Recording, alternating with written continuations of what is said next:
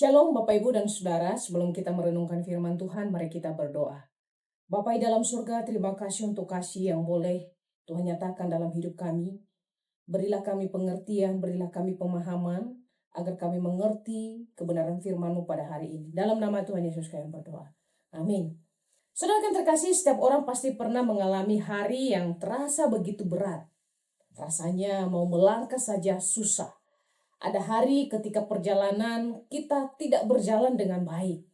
Rencana-rencana yang kita rencanakan gagal, tubuh kita yang kuat kemudian lelah, dan hati kita seolah-olah kehilangan semangat. Tidak jarang kita bangun pagi dengan perasaan yang cemas atau putus asa atau bahkan dengan penuh ketakutan.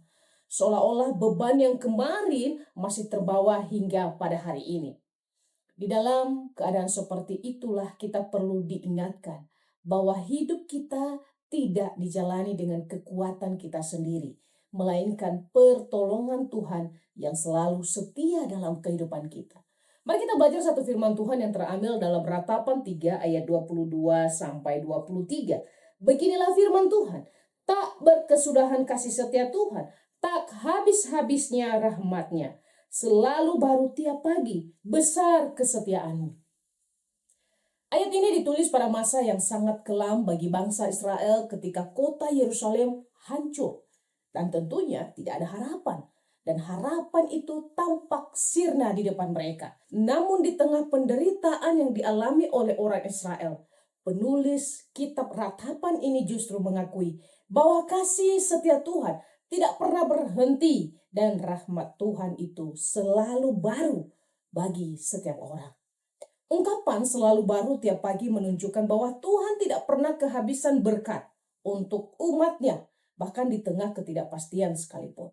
Berkat Tuhan bukan hanya berupa kelimpahan materi, tetapi juga kekuatan untuk menjalani hari-hari, di mana kita diberi penghiburan saat berduka, memberi pengharapan ketika masa depan terasa tidak pasti. Setiap pagi Tuhan menyediakan anugerah yang cukup untuk saya dan saudara sekalian, untuk menghadapi apapun yang akan kita hadapi hari ini. Di dalam iman kita yakin bahwa berkat Tuhan selalu baru, dinyatakan secara nyata tentu di dalam diri Tuhan kita Yesus Kristus. Di dalam Kristus kita menerima pengampunan, pemulihan, dan hidup yang baru. Meskipun kita seringkali gagal jatuh bangun, kemarin, hari ini mungkin ada yang membuat kita gagal. Kasih Tuhan selalu ada di dalam kegagalan itu. Kasih Tuhan di dalam Kristus memberi kita kesempatan untuk bangkit kembali, untuk tidak hidup terus-menerus di dalam kegagalan itu. Tuhan tidak menilai kita berdasarkan masa lalu yang sudah kita lakukan, melainkan Ia menawarkan satu anugerah yang segar setiap hari.